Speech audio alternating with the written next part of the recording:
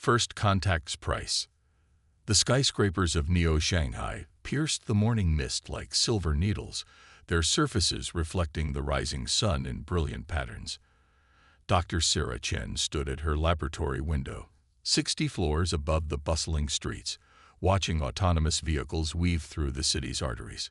20 years of studying the mysterious artifacts found beneath the Gobi Desert had led to this moment, humanity's first successful quantum shield test. But celebration turned to ash in her mouth as the sky darkened unnaturally. Multiple orbital defense satellites went dark simultaneously. On her holographic display, red warning indicators bloomed like bloody flowers. Something massive was entering Earth's atmosphere. Not one object, but hundreds. The Varnan Empire's arrival shattered humanity's illusion of solitude in the cosmos. Their ships, crystalline structures that defied conventional physics, appeared above every major city simultaneously. Their message, broadcast in perfect Earth standard, was simple and terrifying. Submit to assimilation or face extinction. You have one planetary rotation to decide. Military responses proved futile. Conventional weapons couldn't penetrate their shields. Nuclear deterrents were neutralized before they could launch. The first strike came exactly 24 hours later, precise and devastating.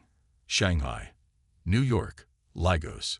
Dozens of cities witnessed the power of Varnan energy weapons that carved through buildings like paper.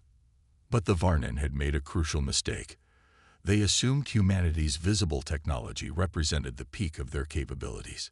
Deep beneath the Earth's surface, in bunkers shielded from their sensors, Dr. Chen and her colleagues had spent decades preparing for this moment. As she rushed through emergency protocols to secure her research, she allowed herself a grim smile. The aliens thought they were dealing with primitives. They were about to learn how wrong they were. In the chaos of evacuation, Dr. Chen's quantum shield research became humanity's most valuable secret. Her team had discovered how to manipulate space-time at a fundamental level, creating barriers that could theoretically withstand any known form of energy attack. The technology wasn't ready for large-scale deployment, but it worked. That had to be enough. Dr. Chen, Marcus Wong, her youngest researcher, burst into the lab. Military command is on secure channel. They're requesting immediate transfer of Project Aegis data. Sarah's fingers flew across her haptic interface, encrypting critical research files. Tell them it's not ready, Marcus. We need at least. The building shook violently, cutting her off. Through the reinforced windows, she watched in horror as a Varnan energy beam sliced through the financial district, reducing decades of human achievement to molten slag. We're out of time, she whispered. Making a decision, she pressed her palm against the quantum scanner. Authorization, Chen Alpha 09. Initiate Protocol Prometheus. Warning lights bathed the laboratory in crimson. Beneath their feet, hidden machinery hummed to life. The entire laboratory, along with its precious data, began descending into the Earth's crust through a shaft that officially didn't exist. As they dropped below ground, Sarah caught a final glimpse of the city she'd called home. Shanghai's proud skyline was being systematically erased by alien weapons. Miles below the surface, in a facility known only to a handful of people, Commander James Rivera watched the destruction unfold on massive screens. Each impact, each demolished city, felt like a personal failure. 20 years of leading Earth's secret defense initiative, and they were still caught unprepared. Status report, he barked, his voice steady despite the chaos unfolding above. Colonel Lisa Hayes, his second in command, stepped forward. Dr. Chen's lab is secure, sir. They're en route to Bunker 7. The other research sites report similar success. We've lost contact with Moscow and Cairo facilities, but their data mirrors indicate successful transfer before communications went dark. Rivera nodded grimly. The Varnan's first strike had been precise, targeting what they perceived as Earth's military and technological centers.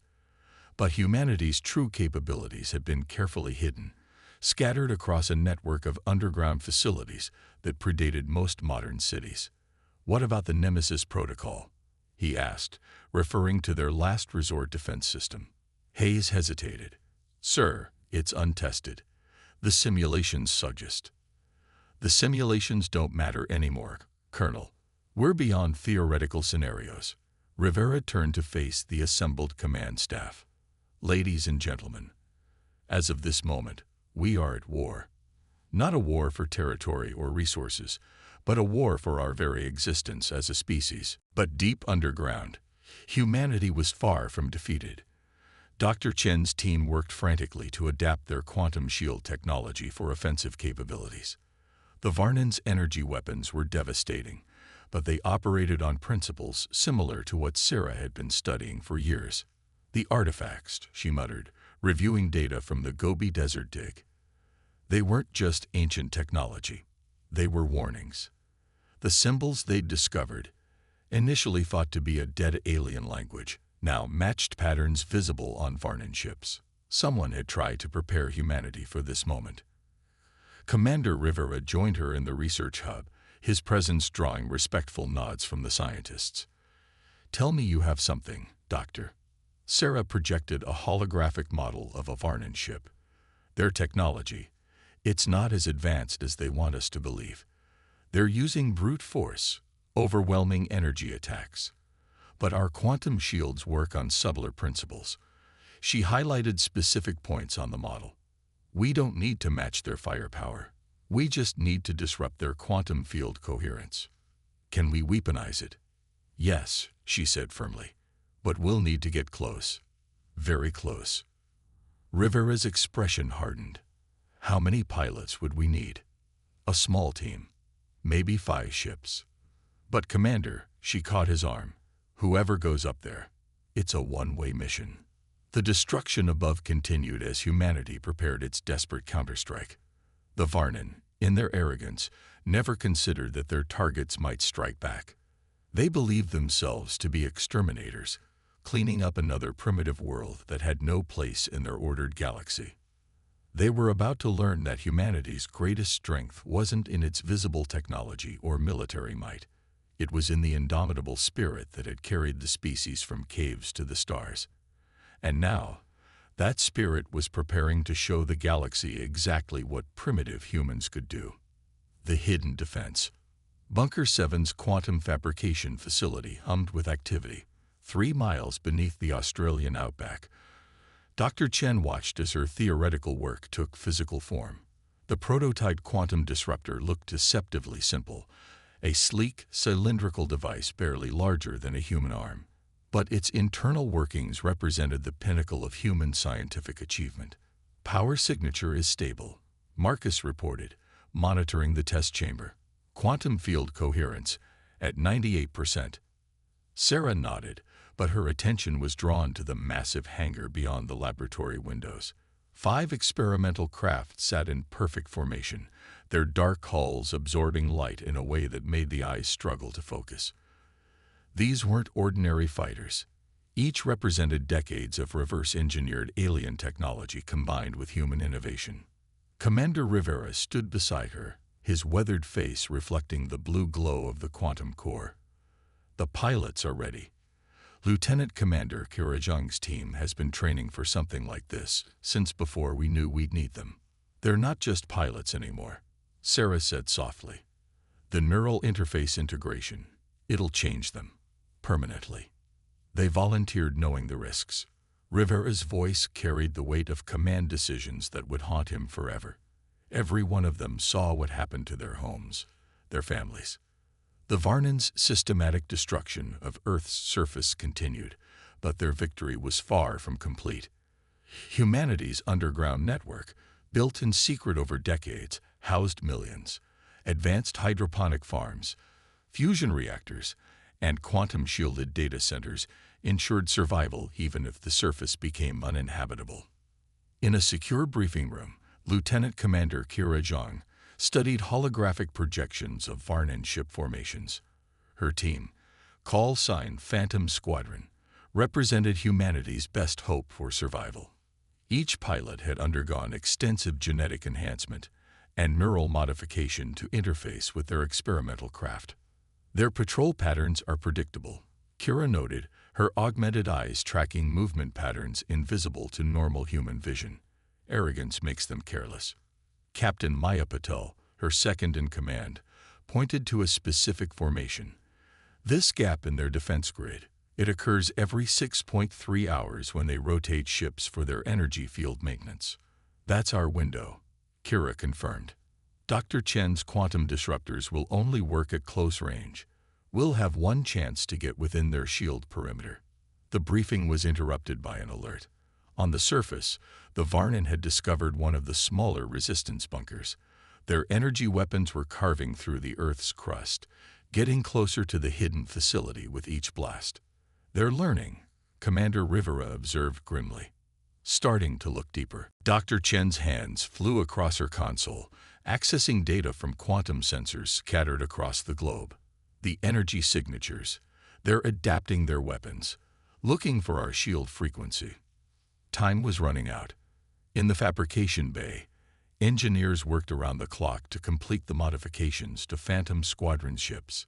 Each vessel was a hybrid of human ingenuity and alien technology, capable of bending light and gravity in ways that defied conventional physics.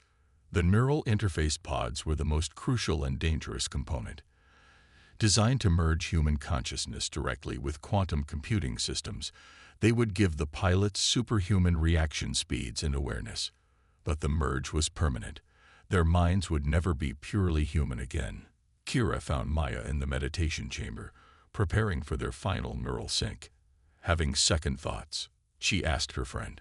Maya's augmented eyes flickered with artificial light as she smiled. About letting them rewire my brain to fight aliens. Never. Someone has to show these Varnan that humanity isn't as primitive as they think. Their conversation was interrupted by Dr. Chen's arrival. Final calibrations are ready, she announced. But there's something you need to know. She projected a complex quantum formula. The disruptors, they don't just disable their shields. They create a cascading quantum failure. When you trigger them, the Varnan ships will be torn apart at the subatomic level. Kira finished, her enhanced mind quickly grasping the implications, along with everything nearby. Including us, Maya added quietly. Sarah nodded grimly. You'll need to be inside their shield perimeter for maximum effect. There's no way to trigger it remotely. The silence that followed was heavy with understanding. Phantom Squadron had always known this was likely a one-way mission. Now they had confirmation. Commander Rivera's voice came over the intercom, breaking the moment. They breached Bunker 3. 200 survivors confirmed. Time to target for Bunker 7. Approximately 48 hours. Kira stood, her decision made. Begin final preparations. We launch in 12 hours. As Phantom Squadron prepared for their mission, the weight of humanity's future rested on their shoulders. In their arrogance, the Varnan had dismissed humans as primitive beings to be conquered or eliminated. They never considered that this primitive species had spent decades preparing for a fight they hoped would never come. Deep in their underground sanctuaries, humanity was about to prove that the will to survive, combined with human ingenuity, was more powerful than any advanced alien technology. The Varnan were about to learn that sometimes the most dangerous opponent is the one you've underestimated. Operation Prometheus. The launch bay of Bunker 7 thrummed with nervous energy as Phantom Squadron made their final preparations.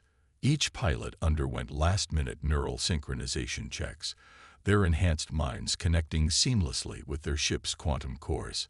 Lieutenant Commander Kira Zhang felt the familiar tingle as her consciousness expanded, merging with her craft's systems until the boundary between human and machine blurred. Neural sync complete, Dr. Chen announced, monitoring the readings. Quantum field coherence optimal across all 5 units. The experimental ships, designated Wraith class, were unlike anything humanity had previously created. Their dark hulls seemed to drink in light, while their quantum drives hummed at frequencies that made unaugmented humans uneasy. Each carried a single quantum disruptor, the weapon that represented humanity's last, best hope. Remember, Commander Rivera addressed the squadron. Timing is everything. The Varnan's shield rotation creates a 4-minute window. Miss it, and he didn't need to finish the sentence.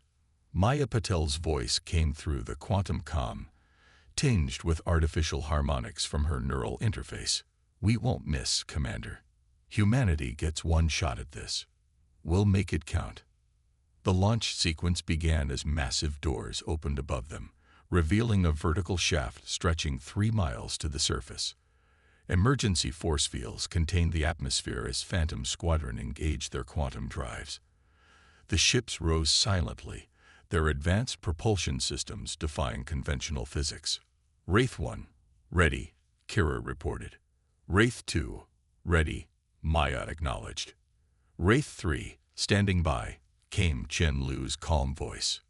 Wraith 4, good to go, Sarah Rodriguez confirmed. Wraith 5, ready to dance, Marcus Wong added, his usual humor present even now. In the command center, Dr. Chen and Commander Rivera watched through quantum-linked feeds as the squadron ascended. The Varnan sensors, Rivera asked tensely. Our quantum masking is holding, Sarah confirmed.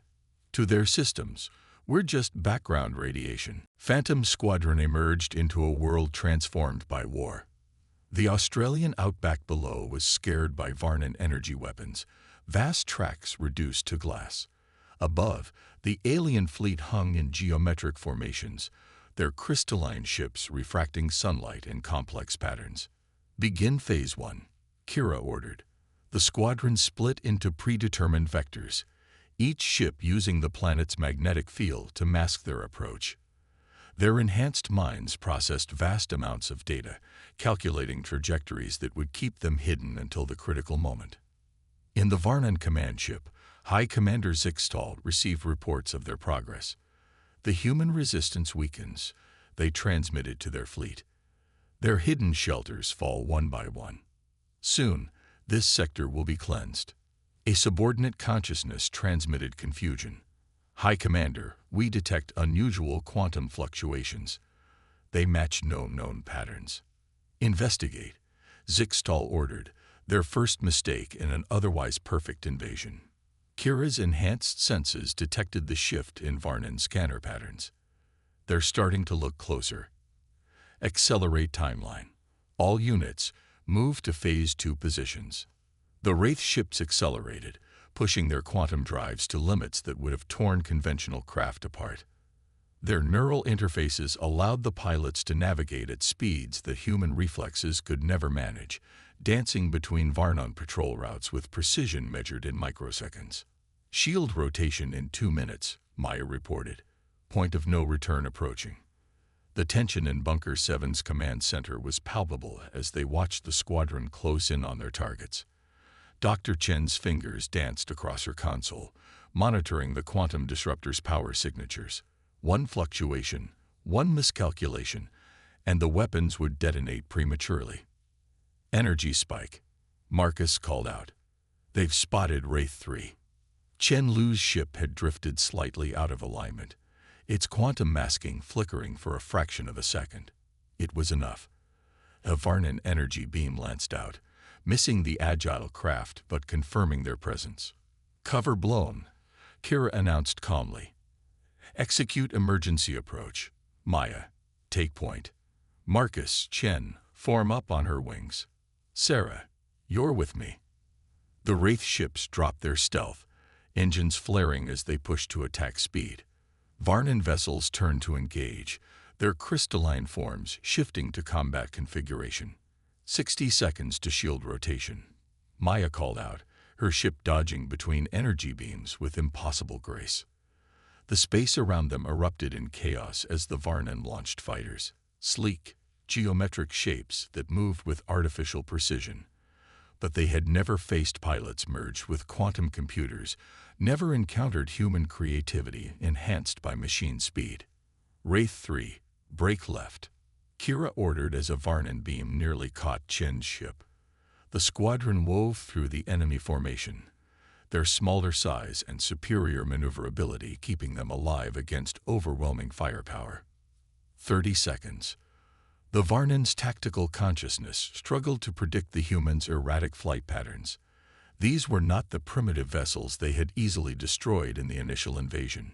These moved like quantum ghosts, defying conventional combat logic. "Shield rotation beginning," Maya announced. "Mark your targets and prepare for final approach." 5 Varnan capital ships began their synchronized shield maintenance, creating a brief window in their defensive grid. It was all Phantom Squadron needed. "Execute attack run," Kira commanded. "Remember your training. Remember Earth." Wraiths punched through. The squadron accelerated to maximum speed, their ships straining against the laws of physics as they aimed for the temporary gaps in the Varnan shields.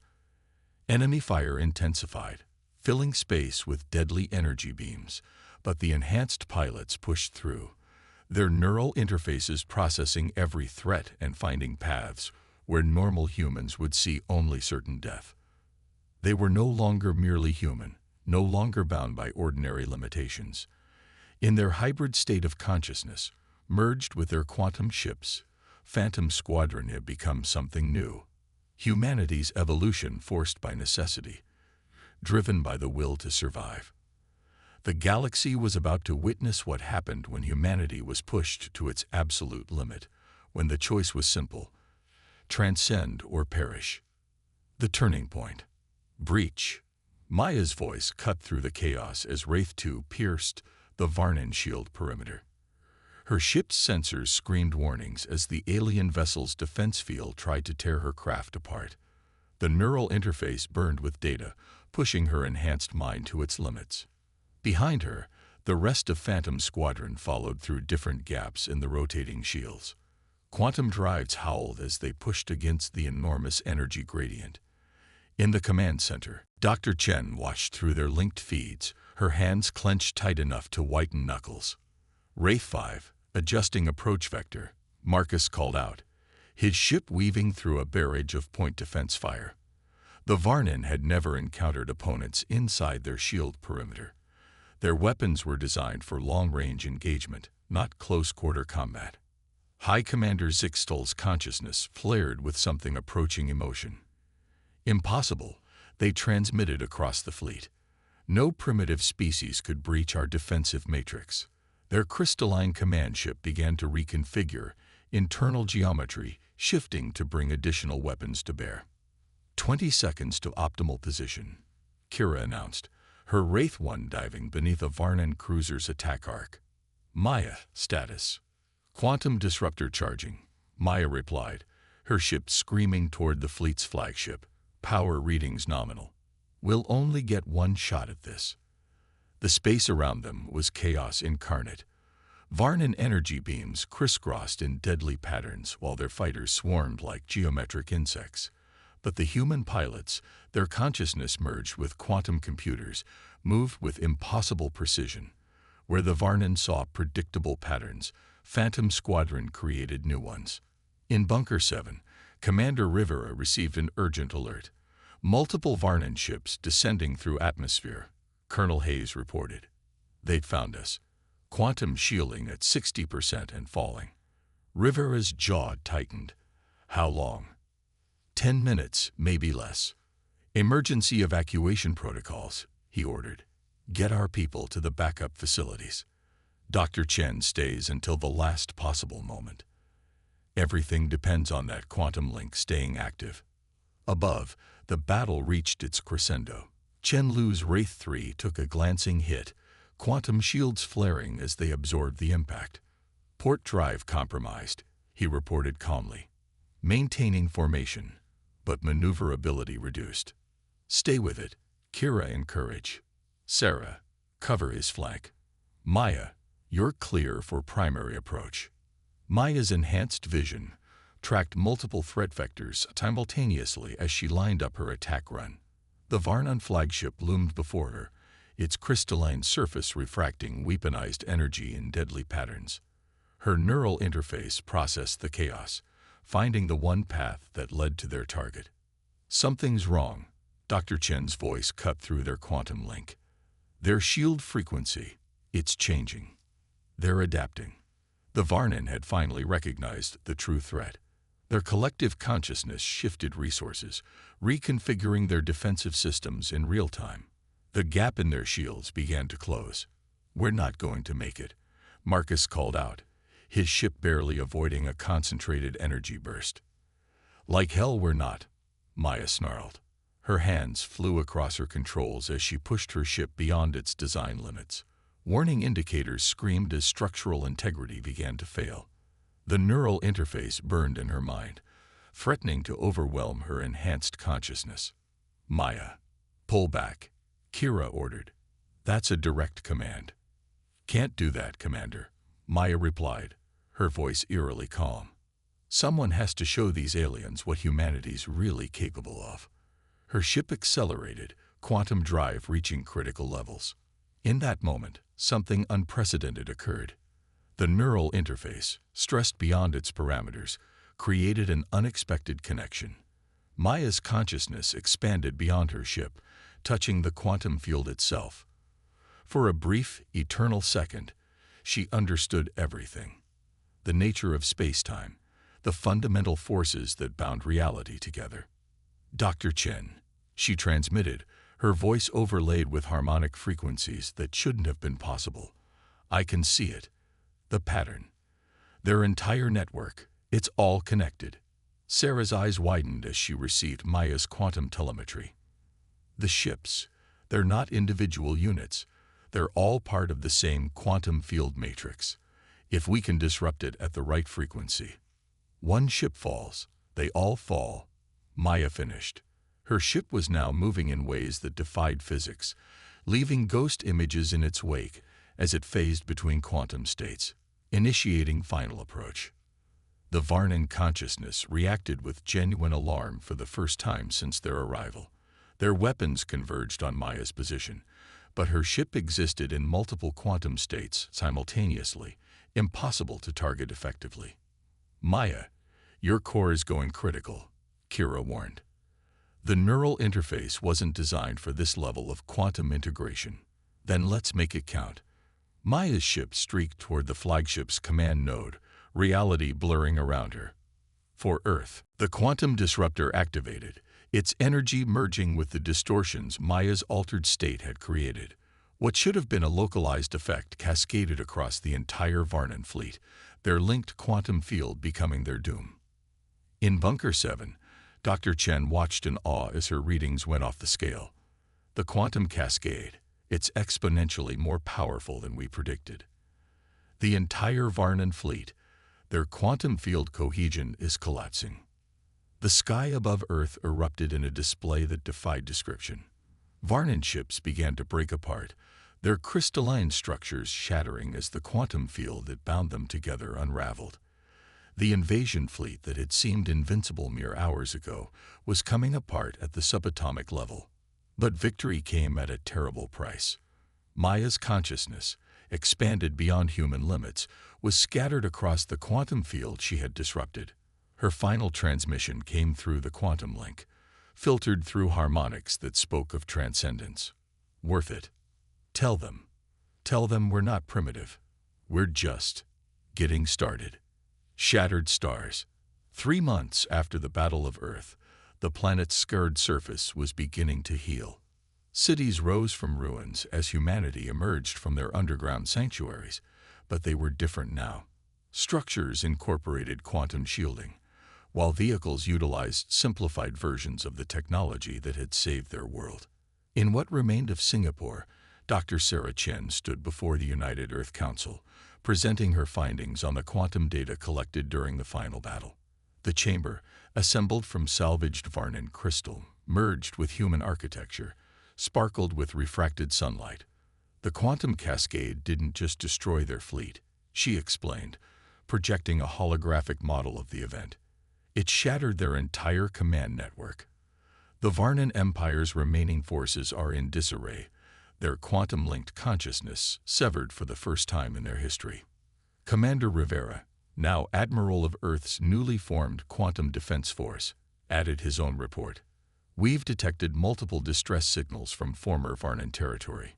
It seems we weren't their only targets. Dozens of species were under their control, all connected to the same quantum network that Maya helped us destroy. The mention of Maya Patel's name brought a moment of silence. Her sacrifice had become legendary, a symbol of humanity's indomitable spirit. The remaining members of Phantom Squadron, now revered as humanity's first quantum-enhanced heroes, sat in a place of honor. Lieutenant Commander Hirajong, her neural enhancements now refined and stabilized, spoke next. The quantum technology we developed isn't just a weapon. It's a key to the galaxy. The Varnin used it to enslave. We can use it to connect, to explore, to protect. The evidence was already clear. The quantum drives that had powered their desperate defense now propelled ships beyond the solar system. The neural interfaces, improved through understanding gained in the battle, allowed humans to process and comprehend vast amounts of data. Humanity wasn't just surviving, they were evolving. "We've received contact from 12 different species," Colonel Hayes reported, her uniform bearing the new insignia of the Quantum Defense Force. "All former subjects of the Varnin Empire. They're not looking for revenge. They're looking for leadership." The implications were staggering. In less than a year, humanity had gone from a single-planet civilization to a potential galactic power. The quantum technology they'd developed to survive was centuries ahead of anything their new allies possessed. But with that power came responsibility. In the quantum labs beneath the rebuilt Shanghai, Dr. Chen and her team worked to understand the vast amount of data Maya's consciousness had transmitted in its final moments. The patterns she glimpsed, the fundamental understanding of reality itself, it was revolutionary. "She's still out there, you know," Chen Lu said quietly during one research session. The survivors of Phantom Squadron had remained close, bound by their shared experience and enhanced perception of reality. Maya's consciousness, the quantum field doesn't just destroy information, it transforms it. Sarah nodded, studying readings that showed strange harmonics in the quantum background radiation, patterns that seemed almost deliberate. She became something more, something we're only beginning to understand. In orbit, Earth's first quantum shipyards took shape, constructed from recovered Varnin technology merged with human innovation. The vessels they produced were unlike anything the galaxy had seen. Not the crystalline geometry of Varnin ships, but organic, flowing designs that reflected humanity's creative spirit. Kira stood on the observation deck of the quantum defense platform, Maya's watch, gazing at the construction. Her enhanced vision could perceive the quantum fields that surrounded each ship, the new technologies that had emerged from humanity's desperate fight for survival. "We thought we were alone," she mused to Commander Rivera.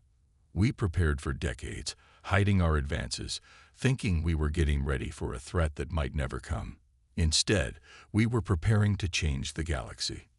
Rivera nodded, watching as a new class of quantum ship completed its first test flight. "They called us primitive because we were different, because we didn't fit their perception of what an advanced civilization should be.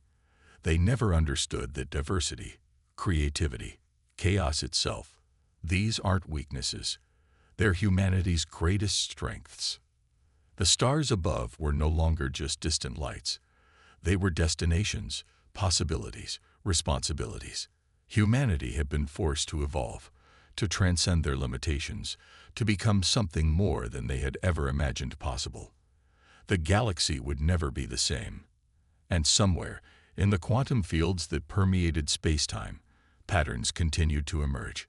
Patterns that spoke of consciousness, of transformation, of a future where the line between human and cosmic became increasingly blurred.